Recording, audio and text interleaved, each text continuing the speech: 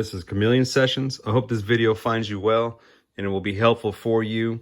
We're going to do a quick layout on how I sample into the MPC any kind of drum sample and to chop it up for any kind of beat patterns that I would want to make. So the first thing I do want to do and stress to you that it is important to get familiar with the layout of any type of machine that you have. The first thing I do want to point out, the pads are a given, of course. You got 16 of them. You're going to utilize it in chopping your beats as well. What I typically like to do is record a sample that will be chopped into 16 patterns. So I have one entire bank. You have 4 banks total on the MPC, on the 2K XL, 1, 2, 3, and 4. And I'd like to keep my one bank full of my drum pattern. And then the second bank, what I typically do is I do this for any kind of additional percussion hits or even doubling up for kicks or snares to blend with the original pattern that I would have here. So typically what you'll notice is whenever you're chopping up a break, if you're doing a drum break, most likely the kick is going to always be here in your layouts. So you'll have 4 kicks. Your snares are typically here. Sometimes they'll get a little spicy and change it up a little bit. But for the most part, it's always going to be the 1 pads on each row is going to be a kick.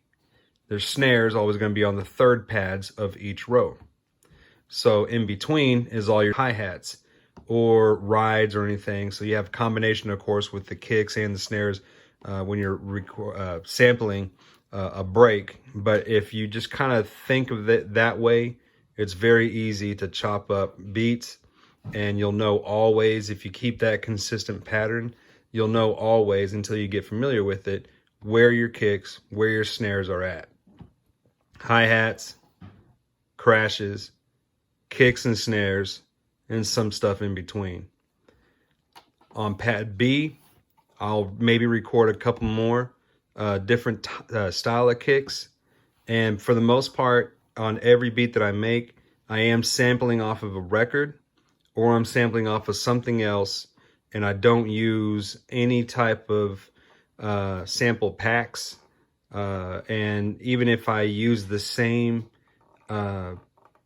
kick or snare, I do have some particular type of breaks that I enjoy most, and I'll blend those in with other ones. But for the most part, I will go back and resample that off the record, off of YouTube, whatever it is that I'm using, instead of using the same one, because I just want it to sound a little bit different. Because as time goes by and as you're messing around with your gear, everything's going to be laid out a little bit differently if you're using a mixing board. Okay, so other side of the MPC, this is just as important as anything over here where the pads are. For the most part, whenever I am making a beat, most of the key points that I'm using are shift 6. This is shift, and this is numbered out 1, 2, 3, 4, 5, 6, 7, 8, 9. So you got 9 keys there, which will open up different menus on the inside of the MPC. So whenever I am recording a sample, then we will go in to manipulate this, okay? And then we'll get into other things, but just keep this in mind. This is, to me, just as important as anything as what you're fucking with over here. We're gonna sample into the MPC. So to sample, you're gonna hold down this button, Shift, and 4. 4 opens up the new screen. So you have your analog input, which I've never messed with anything else aside from that. I don't have a digital input, so we're gonna get back out of that so it doesn't make a horrible, messy sound. Analog input, your stereo mode. Remember that with any kind of older product, that you do have to keep in mind how much time you're using as far as sample time. Okay, so with stereo mode, you're recording 2 tracks at the same time, meaning that it's taken up double the memory whenever you are sampling. If you want more sample time, switch to mono mode, okay? Now, when I'm doing a break, I personally do like to record that in stereo. And then I have separate snares and kicks that I will use as a mono setup that I will add into the beat, okay? Your sample time. You can go up, and it depends on how much memory you have. I think I have max memory. So you see in stereo mode, I have 189.2 seconds. If I go into mono mode, it's going to double that capability, 378.6.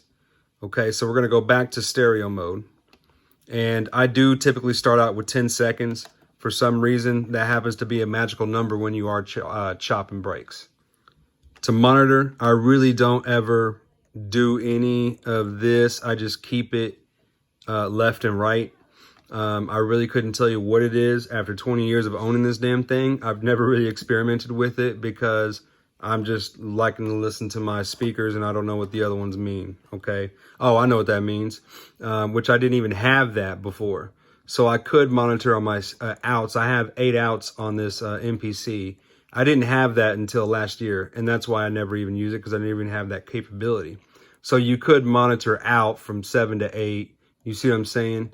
I could do it that way, but I have my stereo outs into that. I have nothing plugged into my 8 out card at all. Pre-record, this can come in handy. It will pre-record 100 milliseconds or less if you wish to do so whenever you are sampling, okay? So that's pretty much it on the top menu. I keep it almost, and the threshold is also pretty important. If you're sampling something that is at low volume and you don't, what this means is that it'll start recording once it hits that level. So if you have something pretty loud and you just waiting for it to hit on a kick or a snare, this is where you want to set it up at, later on. If you have something low volume, maybe like a violin swell that you're looking to sample, then you do want to keep the threshold low. You could also, when you hit record, it's going to wait for that input signal. You could go ahead and manually start it by hitting that button. So if I manually start it, now it's starting to record immediately. Okay, so now let's go ahead and record a sample and see how the recording goes. So I'm going to go ahead and set it up to where I have, that's pretty normal threshold. You can keep it so that way I make sure that it does record that first kick, because I can't remember what volume I have my my record set up at, but I'm going to set it down low to -30, and I'm going to go ahead and hit record. It's not going to record anything until it hears something. So now we're going to go over to my record player.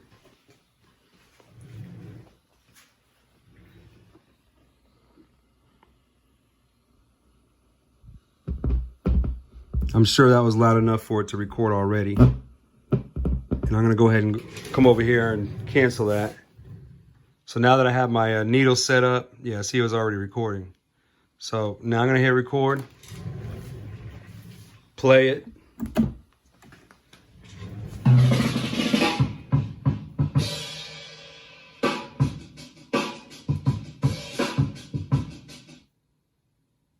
That was enough for me. So I'm stopping my record. Once it's done recording the 10 seconds, what it's going to ask you is, this menu pops up automatically. So now I have the option to change the sound name if I want to, which is a very smart thing to do, so we're going to do that first. So to name the sound, you're already at that menu. And you can use your jog wheel to change the name, or you can use your pads. And if you know the layout, which your MPC may not be messed up like mine, where you still have the letters, which is smart, but you can hit the names here. So we're just going to go ahead and do that's a good enough name for me. So I'll keep that, and then enter to keep that name up top. I can automatically assign the note, if I wish to do so, to a particular pad. You can assign it to any of these banks on any of these pads. I'm not going to do that yet because we're going to go in and clean up the sample and then chop it up before I assign it to any pads. So we're going to go ahead and keep this sample. Now to go into cleaning up that sample, you have to hold Shift and 5. That'll get you to the screen that has all of your sounds. This is where you go and do your chopping. Now, it takes a while for it to load up, just because of the technology. But while you're in there, you can see the wave. You can see the whole wave of what's going on. So I'm going to go ahead and hit a pad. Once I hit a pad, it'll automatically play the entire sample.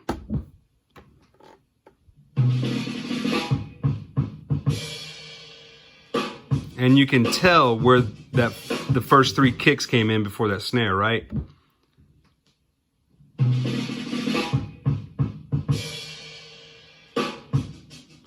So now I want to go ahead and start getting into the actual break. So I'm going to move this jog wheel, and I'm spinning the jog wheel until I at least get to the first major sound. Because all that stuff right there, we're going to clean it away. Let's play the hit a pad. Now I have the very beginning.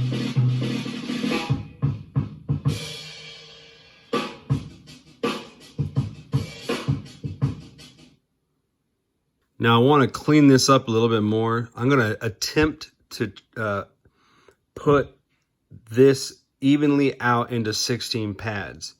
I picked a really funky sample, and it's not really, I don't think, totally in time, but that's okay. Maybe we can come up with something a little creative with a chop. So when I'm listening to this, and I do this with every pad. So what I'm going to do first is show you what I do into following a pad. And this will help you figure out how many steps you have in this. So I just broke this down to 8 pads instead of 16, and you'll see. There's a snare. You can take that last snare out. This is where a beat drops. This is the 1.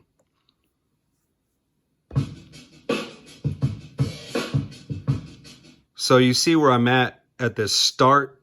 That's how you move back and forth. And everything that's darkened in is going to be your sample. Everything that is lighter color is going to be taken out if you trim it, okay? So I'm hitting any pad on here on my MPC, and any pad will trigger that sound.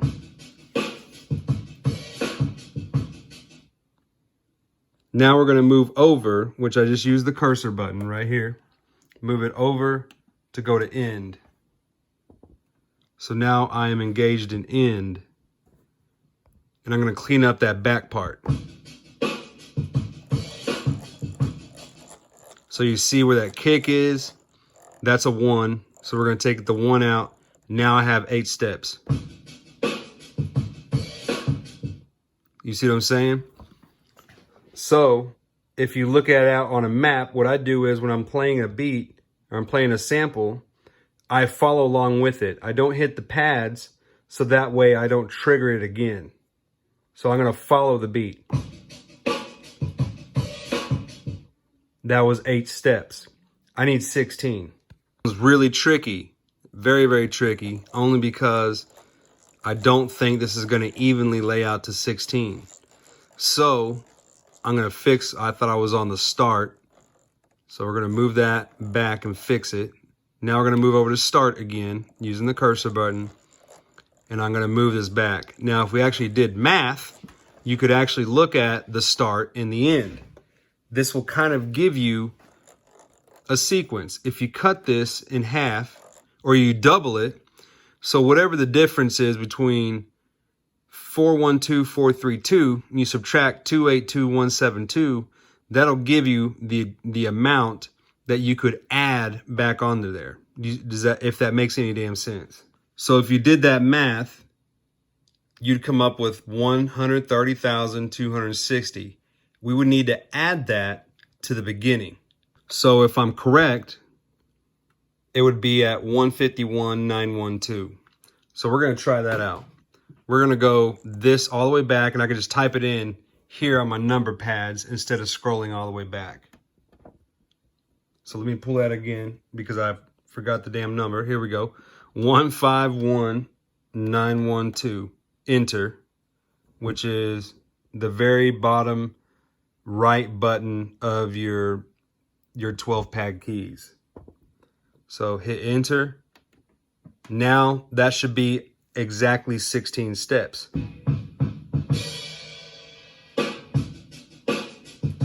And that is. So now I got 16 steps into this. I'm gonna go ahead and chop this. Now just for safe measure, I'm gonna roll this back a little bit. And you'll see it kind of move ever so slightly. This is just to give me a little bit of room for error. So now I'm going to trim this. It's already in the trim section. So I am going to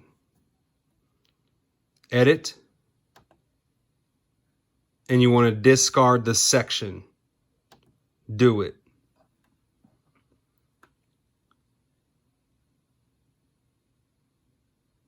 Now I have a full 16-step loop.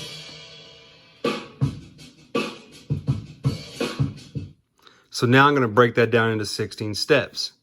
Now you notice here in your sample area, you got trim, loop, zone, parameters, edit, and play X.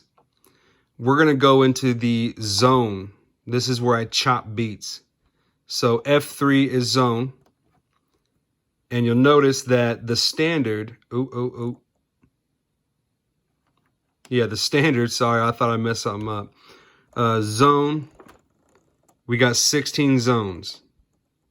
And you'll notice, do you see how very, very, very damn close that is? So this cat was actually playing pretty closely into time.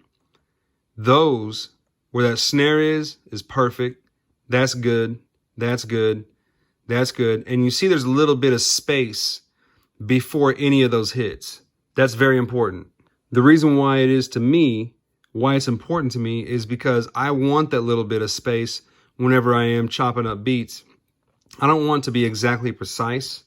I don't want it to be right on the mark, perfect, because that's not a drummer. Your shit will sound a little bit more alive with those mistakes and those timing mistakes. That's why everything sounds so dope nowadays. Is because people are knowing this and they add a little bit of room into there, and their beats are a little delayed, not entirely perfect. So this is just another way to be able to do that whenever you're chopping beats. So now what I'm going to do is I'm going to go into the first step, and this is before I actually trim it. I'm going to clean this up just a little bit, only because I don't want that sound to be in there at the very end. Now I got a clean hit. That one's cool. Let's go to the next zone. Now this one's a little different. You'll notice how there's 2 kicks into that one sample. And if I go into zone 3, you got just that one.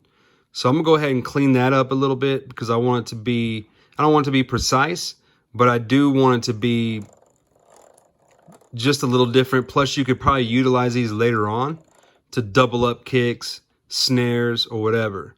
This isn't really going to be part of your main beat. You can utilize this as just separate hits, and you kind of got like a 2-for-1. So as I'm cleaning this up, now this one I'm probably not going to do much to it. I want to give that a little bit of space. That one I'm just going to leave it alone. I'm going to leave that shit alone. Leave that shit alone. Leave that shit alone. And everything else, it looks pretty all right to me. So now that I've examined everything, I'm going to go ahead and chop this up. A very important rule whenever you're using an MPC is to, number one, always name your samples.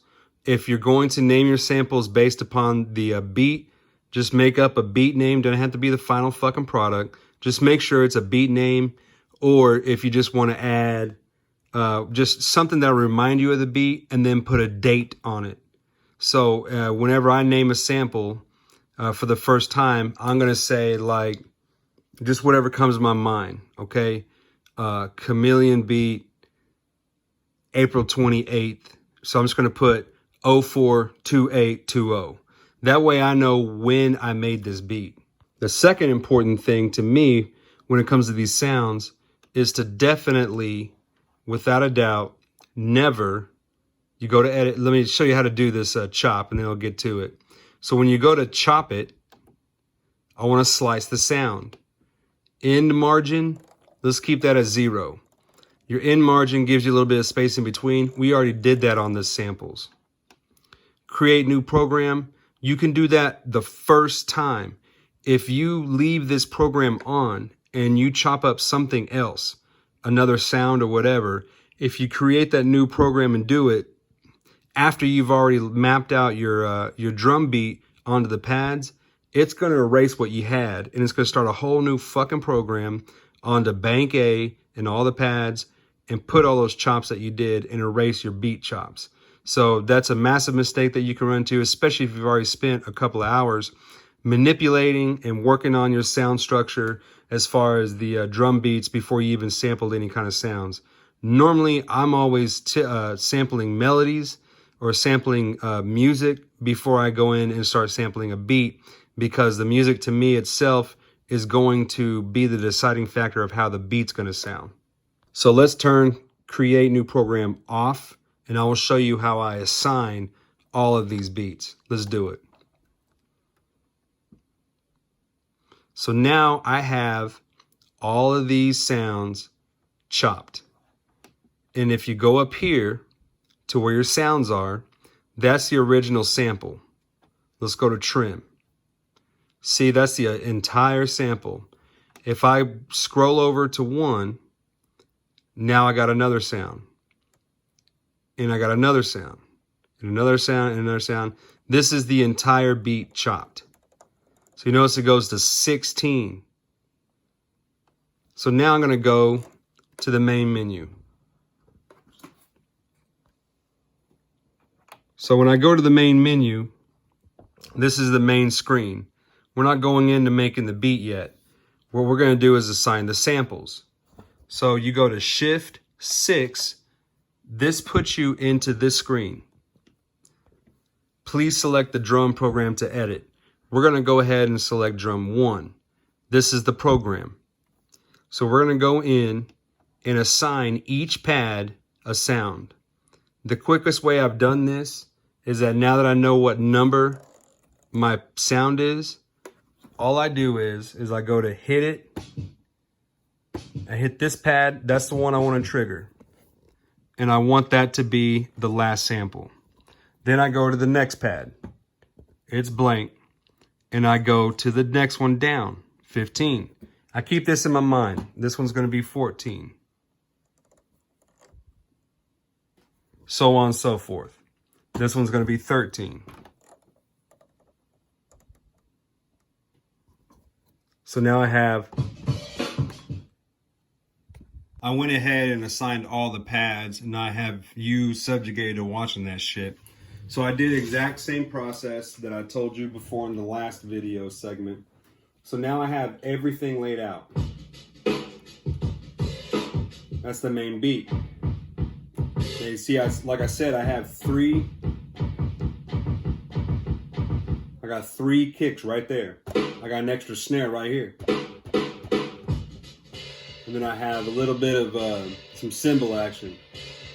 Now, what I always do is once I have my my drum beat chopped and laid out on all my pads, I go in there and start playing. Now this gives you a time. That's the normal one. Now you can start mixing it up.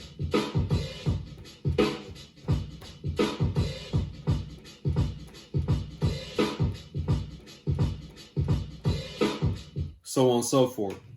So that's how I chop my beats. Now, remember, a vast majority of the time, I've already come up with a melody. That helps me and influences me on what kind of beat I'm going to have to the melody as well. So I hope this was useful. I do hope this really did help you, man. So peace.